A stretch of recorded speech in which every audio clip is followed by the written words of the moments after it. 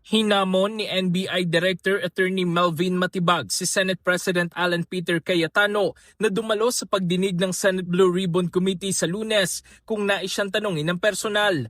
Ayon kay Matibag, nakatanggap na siya ng imbitasyon mula sa komiting pinamumunuan ni Senator Erwin Tulfo na kanyang kinikilalang lehitimong chairman ng Blue Ribbon Committee. Aniya, bukas siyang sagutin ang lahat ng tanong ni Cayetano sa naturang pagdinig. Ang pahayag ay kasunod ng hamon ni Cayetano na humarap si Matibag sa Senado at ilahad ang ebidensya kaugnay ng impormasyong natanggap ng NBI na umano'y binayaran ng tig 5 milyong piso ang 18 dating Marines upang tumestigo laban kay dating Congressman Elizalde Co. Ngunit iginiit ni Matibag na hindi niya kinikilala ang komiteng nagsagawa ng pagdinig noong Huwebes sa pangunguna ng kampo ni Cayetano. Ayon sa NBI chief, hindi sapat ang isang verbal invitation para sa isang opisyal na pagdinig at kailangan itong manggaling sa kinikilala niya lehitimong Blue Ribbon Committee. Dagdag pa niya, kung nais talaga siyang usisain ni Cayetano, maaari itong dumalo sa pagdinig sa Lunes kung saan siya nakatakdang humarap.